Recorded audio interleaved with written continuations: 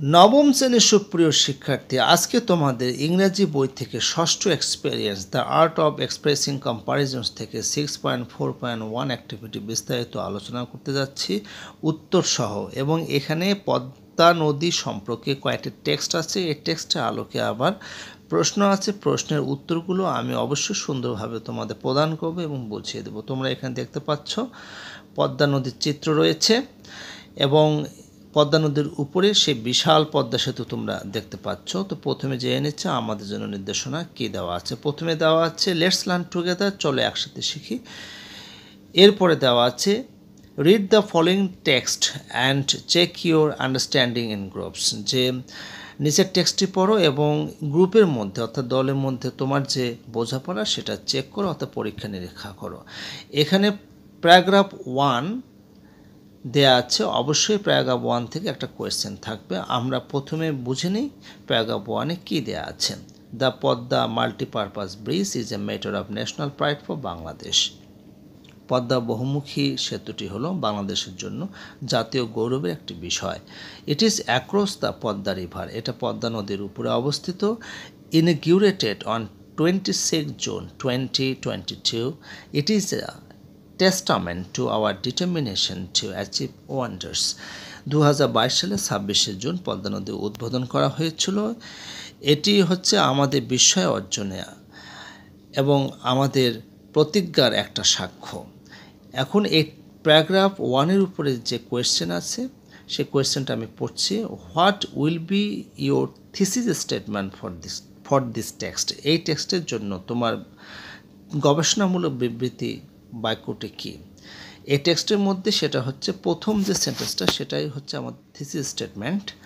এখানে তোমাদের টেক্সট বইয়ে লেখা আছে যে উত্তরটা তোমাদেরকে বইয়ের মধ্যেই লিখতে হবে এভাবে। হ্যাঁ, তো এখানে তোমরা কি লিখবে সেটা মাই অ্যান্সার হিসেবে আমি তোমাদের দেখিয়ে দিয়েছি। অর্থাৎ প্রথম যে সেন্টেন্সটা সেটা হচ্ছে থিসিস স্টেটমেন্ট। আমি পড়ছি আবারও। The Padma multipurpose bridge is a matter of national pride for Bangladesh. Okay, যে পদ্মা বহুমুখী সেতু হলো বাংলাদেশের জন্য জাতীয় গৌরবের একটি বিষয়। প্যারাগ্রাফ 2, অবশ্যই প্যারাগ্রাফ 2 এর উপরে আরও একটি প্রশ্ন থাকবে। তার আগে আমরা টেক্সটটা ভালো করে বুঝে নিই।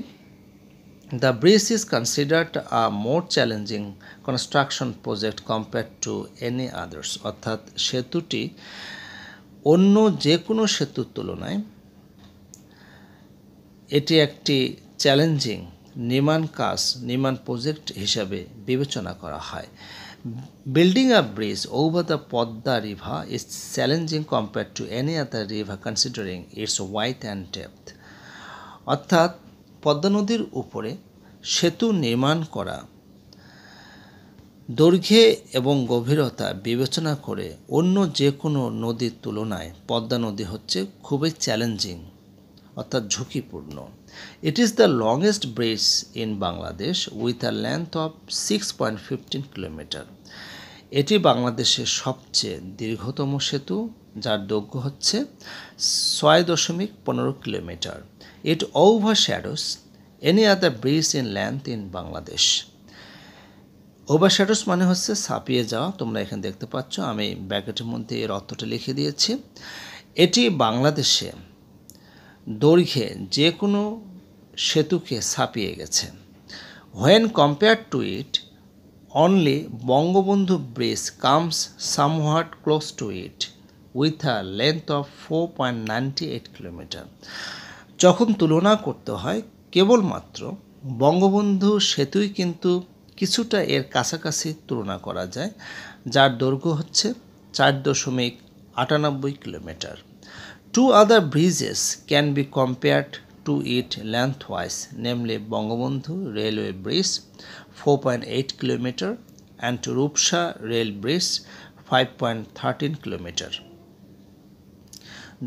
অন্য দুটি সেতু আমরা দৈর্ঘ্যে তুলনা করতে পারি, যার নামগুলো হচ্ছে বঙ্গবন্ধু রেলওয়ে সেতু যার দৈর্ঘ্য হচ্ছে 4.8 কিলোমিটার এবং আরেকটি হচ্ছে রূপসা রেল ব্রিজ যার দৈর্ঘ্য হচ্ছে 5.13 kilometre. The Padma bridge is a 2 level road rail bridge. Padma সেতু হলো 2 স্তর বিশিষ্ট 2 স্তর রোড এবং রেল বিস্তৃত একটি সেতু। The steel truss bridge carries a 4-lane highway on the upper level and a single track railway on the lower level. তো এটা কিন্তু এই যে কাঠামো স্টিল নির্মিত যে কাঠামো সেতুটি রয়েছে, এটি কিন্তু আসলে 4 লেন, উপরের দিকে 4 লেন কিন্তু হাইওয়ে রয়েছে অর্থাৎ রাস্তা রয়েছে, এবং লোয়ার লেভেল অর্থাৎ উপরে 4 লেন যুক্ত রাস্তা রয়েছে এবং এর নিচের লেভেলে কিন্তু সিঙ্গল ট্র্যাক অর্থাৎ এক রোড বিশিষ্ট রেলওয়ে রয়েছে। Contrarily, both the Bangabandhu railway bridge and Rupsa rail bridge only carry railway tracks. বিপরীতভাবে বলা যেতে পারে বঙ্গবন্ধু রেলওয়ে ব্রিজ অর্থাৎ রেলওয়ে সেতু এবং রূপসা রেল ব্রিজ কেবলমাত্র রেলওয়ে ট্র্যাকসটা রয়েছে। এখন এই প্যারাগ্রাফ 2 এর উপরে একটি প্রশ্ন রয়েছে, আমরা আগে প্রশ্নটা পড়ে নিচ্ছি যে what are the points of comparison in this paragraph. এই যে আমরা প্যারাগ্রাফ 2টা পড়লাম, এখানে তুলনা করার জন্য কি কি পয়েন্টস রয়েছে। আসলে আমাদের এখান থেকেই এই প্যারাগ্রাফ 2 থেকেই সেন্টেন্স আমাদের সিলেক্ট করতে হবে যেখানে এই কম্প্যারিজনগুলো রয়েছে। সেটা আমি করেছি, সেটা আমি তোমাদের পড়ে শোনাচ্ছি। My answer: The Podda river is challenging compared to any other river considering its width and depth. যেটার বাংলা মিনিং আমি অলরেডি বলে দিয়েছি যে এখানে কিন্তু তুলনা অর্থাৎ কম্প্যারিজন করা হয়েছে যে পদ্মা নদী দৈর্ঘ্যে এবং গভীরতার বিবেচনায় যে কোনো নদীর চেয়ে অনেক বেশি ঝুঁকিপূর্ণ এবং অর্থাৎ চ্যালেঞ্জিং। এটা অবশ্যই পদ্মা নদীকে অন্য যে কোনো নদীর সাথে তুলনা করা হয়েছে অর্থাৎ কম্প্যারিজন দেখানো হয়েছে। Number 2, it is the longest bridge in Bangladesh with a length of 6.15 km. It overshadows any other bridge in length in Bangladesh. এখানেও কিন্তু পদ্মা নদীর সাথে যে কোনো নদীকে তুলনা করা হয়েছে, যে এখানে বলা হচ্ছে যে বাংলাদেশের দীর্ঘতম সেতু হলো এখন পদ্মা ব্রিজ, যেটা দৈর্ঘ্য 6.15 কিলোমিটার এবং এটি বাংলাদেশের যে কোনো সেতু দৈর্ঘ্যে ছাপিয়ে গেছে। Number 3, the Podda Bridge is a 2-level road rail bridge.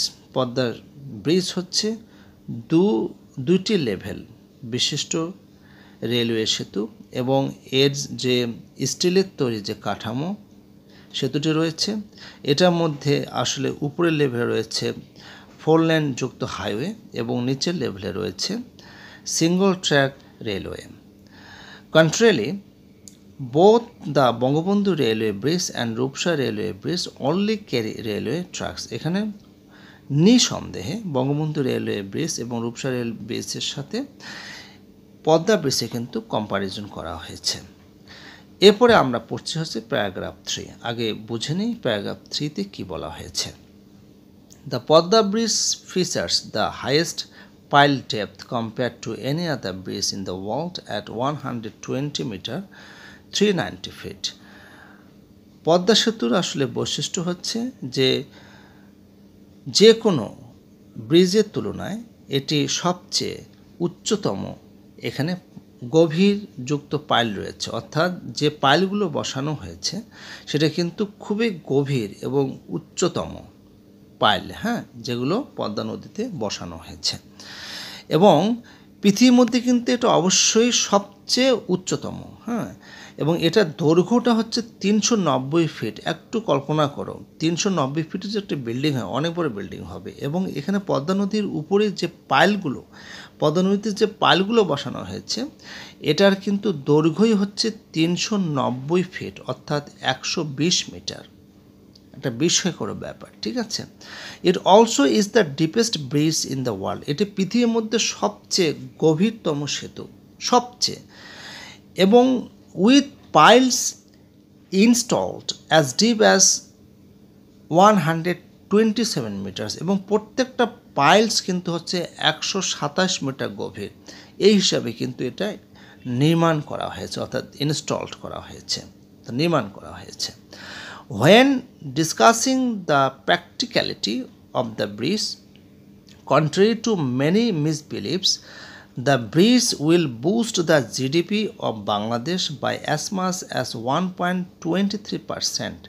13 districts with higher average poverty than the rest of the country are connected to the capital.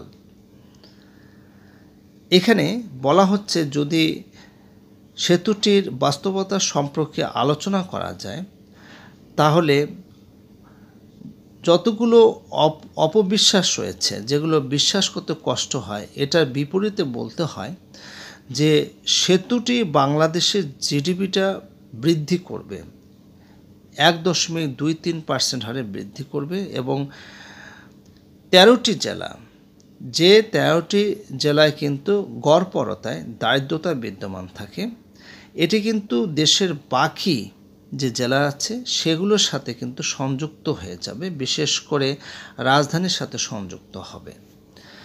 17টি new economic Jones R plant, এই পদ্মা সেতুকে ঘিরে 17টা নতুন অর্থনৈতিক zone কিন্তু পরিকল্পনা করা হয়েছে, which will result in prosperity as opposed to poverty in the southwestern region, এবং যেটা অবশ্যই সমৃদ্ধি বয়ে নিয়ে আসবে এবং দক্ষিণ পশ্চিম অঞ্চলে দারিদ্রতা কমে যাবে। এখন এই প্যারাগ্রাফ 3 উপরে যে প্রশ্ন করা হয়েছে প্রশ্নটি হলো what are the points of comparison in this paragraph, same question যেটা প্যারাগ্রাফ 2তে করা হয়েছে, যে এই প্যারাগ্রাফের মধ্যে তুলনামূলক পয়েন্টসগুলো আসলে কী কী। আমরা এখানে দুটো আসলে কম্প্যারিজন পয়েন্টস পেয়েছি, সেটা তোমাদের পড়ে শোনাচ্ছি। The Padma bridge features the highest pile depth compare to any other bridge in the world at 120 meter or 390 feet. এটা আসলেই একটা সাংঘাতিক কম্প্যারিজন। পৃথিবীতে যতগুলো নদী আছে তার তুলনায় পদ্মা ব্রিজ কিন্তু হচ্ছে সবচেয়ে উচ্চতম পাইল, যার গভীরতা অনেক বেশি, সেটা হচ্ছে 120 মিটার অথবা 390 ফুট। আরেকটা হচ্ছে কম্প্যারিজন পয়েন্ট, সেটি হলো ইট also is the deepest bridge in the world. আবারও বলা হচ্ছে যে এটি পৃথিবীর সবচেয়ে গভীরতম সেতু। তাহলে এটা অবশ্যই পৃথিবীর যে কোনো সেতুর সাথে কিন্তু কম্পেয়ার করা হলো। এরপরে হচ্ছে প্যারাগ্রাফ 4। প্রথমে আমরা টেক্সটটা পড়ে নিচ্ছি, অর্থাৎ প্যারাগ্রাফটা পড়ে নিচ্ছি প্রথমে।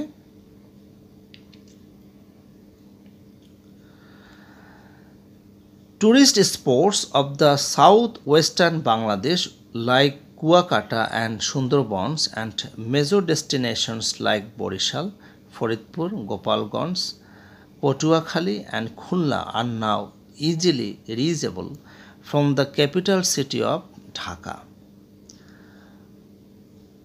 এখানে বলা হচ্ছে কুয়াকাটা এবং সুন্দরবনের মতো বাংলাদেশের দক্ষিণ পশ্চিমাঞ্চলের যে পর্যটন জায়গাগুলো, যে স্থানগুলো রয়েছে এবং আরও বড় বড় যে গন্তব্যস্থানগুলো রয়েছে, যেমন বরিশাল, ফরিদপুর, গোপালগঞ্জ, পটুয়াখালী এবং খুলনার মতো, আর নাও ইজিলি রিচেবল, মানে ঢাকা রাজধানী থেকে খুব সহজেই কিন্তু সেই সমস্ত জায়গায় পৌঁছানো যাবে, সেটাই কিন্তু এই সেন্টেন্সের মধ্যে বলা হচ্ছে। On the other hand, the bridge will connect Dhaka with Kolkata in a faster way. অন্যদিকে এই সেতুটি খুব দ্রুত গতিতে ঢাকা থেকে মানুষ কলকাতায় যেতে পারবে। এটি মাত্র সাধারণত যে সময় লাগে কলকাতায় যেতে তার চেয়ে আরও 2 ঘন্টা কম সময় লাগবে। খুব একটা ভালো কথা না? অবশ্যই খুব একটা ভালো কথা। The southern part of Bangladesh has been connected to Dhaka in a shorter time by road in contrast to hassles associated with travel by ferries. বাংলাদেশের যে দক্ষিণাঞ্চল আছে তার সাথে ঢাকার সংযোগ স্থাপন হয়েছে খুব অল্পতম সময়ে, যেখানে রাস্তা যোগে যদি যায় কেউ, তাহলে অনেক কিছু সমস্যার অর্থাৎ হ্যাসেলসের সম্মুখীন হয়। যদি ফেরিতে কেউ ভ্রমণ করে, সেখানেও কিন্তু সমস্যার সম্মুখীন হয়। তো রাস্তায় অথবা ফেরিতে করে যদি মানুষ ভ্রমণ করে, তার চেয়ে এই সেতু ব্যবহার করে দক্ষিণাঞ্চলের মানুষ আসলে খুব সহজেই তারা তাদের গন্তব্যে পৌঁছতে পারবে। এখন এই প্যারাগ্রাফ 4-এর উপরে যে প্রশ্নটা রয়েছে সেটা আমি পড়ছি। What are the points of comparison in this paragraph? Same question, যে এই প্যারাগ্রাফের মধ্যে কম্প্যারিজন পয়েন্টসগুলো কি কি রয়েছে।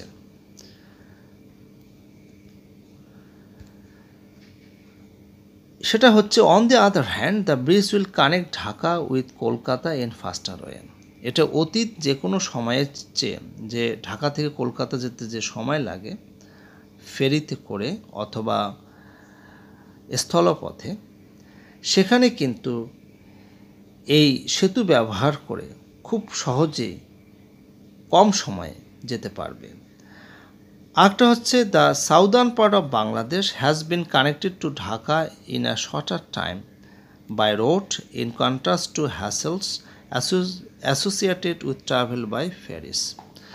বাংলাদেশের যে দক্ষিণাঞ্চল রয়েছে, এটা কিন্তু ঢাকার সাথে সংযোগ স্থাপন করেছে খুব কম সময়ে। ঠিক আছে, মানুষ বাই রোড খুব কম সময়ে, কোনো প্রকার হ্যাসেল ছাড়াই, কোনো প্রকার সমস্যার সম্মুখীন ছাড়াই, ঠিক আছে, মানুষ যখন ফেরিতে করে যায় তখন কিন্তু অনেক সমস্যার সম্মুখীন হয়। এটা হ্যাসেল ছাড়াই খুব সহজে এই সেতু ব্যবহার করে মানুষ তাদের গন্তব্যে পৌঁছতে পারবে। এরপরে হচ্ছে প্যারাগ্রাফ 5। প্যারাগ্রাফ 5টাকে পড়ে নিচ্ছি, যে আমাদের জন্য কি তথ্য দেয়া আছে। From the beginning the Padma multipurpose bridge negotiation was hampered by controversy and conspiracy. এটা আমরা সকলেই জানি। শুরু থেকেই এই যে পদ্মা বহুমুখী সেতুর যে সন্ধি হয়েছে, এটাকে বাধাগ্রস্ত করার জন্য অনেক প্রকার বিরোধ এবং ষড়যন্ত্র করা হয়েছে। তোমরা এখানে অবশ্যই মিনিংগুলো দেখতে পাচ্ছ। কন্ট্রোভার্সি মানে হচ্ছে বিরোধ, আর কনস্পিরেসি মানে হচ্ছে ষড়যন্ত্র।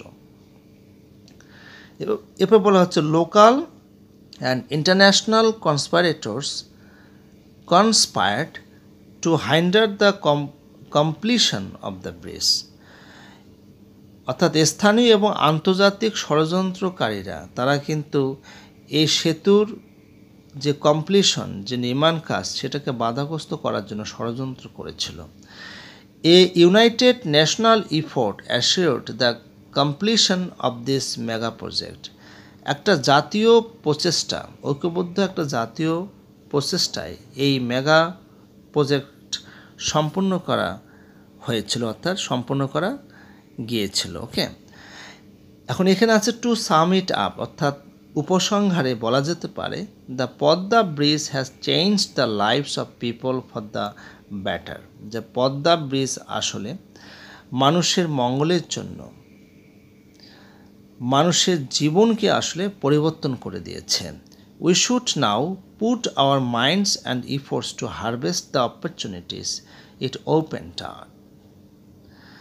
যা আমাদের এখন উচিত আমাদের মনকে এবং আমাদের যে প্রচেষ্টা সেটা অব্যাহত রাখা, সেটা বজায় রাখা, এবং আমাদের যে সুযোগ আছে সেটা অবশ্যই আমরা ব্যবহার করব।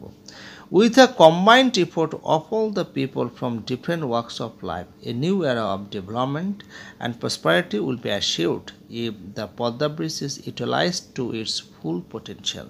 যদি পদ্মা ব্রিজটাকে আমরা পূর্ণদমে ব্যবহার করতে পারি, যদি ব্যবহার করা হয় এবং সকল শ্রেণীর মানুষের সম্মিলিত প্রচেষ্টার মাধ্যমে আমরা উন্নয়নের এবং সমৃদ্ধি একটা নতুন যুগ সৃষ্টি করতে পারি। এখন এখানে কিন্তু একটা প্রশ্ন করা হয়েছে। প্রশ্নটা কি? What will be your concluding paragraph for this এসে? এই এসের জন্য উপসংহারমূলক প্যারাগ্রাফ কোনটি? স্পষ্ট এখানে দেখতে পাচ্ছ, এখান থেকে শুরু হবে মূলত, এই যে এখান থেকে টু সাম আপ থেকে শেষ পর্যন্ত হচ্ছে এইটুকু হচ্ছে আমাদের কনক্লুশন, সেটাই কিন্তু এখানে লেখা হয়েছে। আমি আর পরে শোনাচ্ছি, একটু দেখো। To sum it up, the Padma bridge has changed the lifes of people for the better. We should now put our minds and efforts to harvest the opportunities it opened up. With the combined effort of all the people from different walks of life, a new era of development and prosperity will be assured if the Padma Bridge is utilized to its full potential. তো এটা Bangla meaning আমি already বলে দিয়েছি, তোমরা অবশ্যই বুঝতে পারছো যে এখানে মোট 5টি প্যারাগ্রাফের জন্য 5টি কোয়েশ্চেন রয়েছে, যার উত্তর আমি সুন্দরভাবে দিলাম। আর তোমরা অবশ্যই এর পিডিএফ ফাইলটা ডেসক্রিপশন বক্স থেকে ডাউনলোড করে নেবে। এখন আমরা এখানে তোমাদের জন্য আরও কিছু দেওয়া আছে ইনস্ট্রাকশন এবং তোমাদের কিছু অ্যাক্টিভিটি আছে, সেটা করতে হবে। অর্থাৎ এখানে যেটা দেওয়া আছে, টিচার তোমাদেরকে নতুন একটি প্যারাগ্রাফ দিবেন। ধরো তোমাদেরকে দিয়ে দিল হচ্ছে বঙ্গবন্ধু সেতু সম্পর্কে, অর্থাৎ বঙ্গবন্ধু ব্রিজ সম্পর্কে, অর্থাৎ যে কোনো ব্রিজ সম্পর্কে লিখতে দিল। তোমাদের এখানে 5টা গ্রুপ হবে, 5টা গ্রুপের মধ্যে তোমরা প্যারাগ্রাফটা লিখবে। অর্থাৎ শিক্ষক তোমাদেরকে যে সময়টুকু দেবে, সেই সময়টুকুর মধ্যে তোমাদের যে 5টা গ্রুপ করা হবে, এই 5টা গ্রুপের মধ্যে যারা আছো তারা লেখা শেষ করবে। তারপরে লেখা শেষ করে, অর্থাৎ শিক্ষকের নির্ধারিত সময়, যে সময় তোমাদেরকে দেওয়া হবে, সেই সময়ের মধ্যে লেখা শেষ করে তোমরা যেটা লিখবে সেটা অবশ্যই একে অপরের সাথে শেয়ার করবে। এটাই তোমাদের আসলে অ্যাক্টিভিটি এখানে দেয়া আছে। তোমাদের টেক্সট বুকে এটা দেওয়া আছে, তোমরা পড়ে নেবে এবং শিক্ষক অবশ্যই ক্লাসে এটা তোমাদেরকে অ্যাক্টিভিটি আকারে তোমাদেরকে করতে বলা হবে। নবম শ্রেণীর সুপ্রিয় শিক্ষার্থী, আজকে এই পর্যন্তই। সবাই ভালো থাকবে। ভিডিওটি ভালো লাগলে সাবস্ক্রাইব, লাইক, শেয়ার, কমেন্টস করবেন।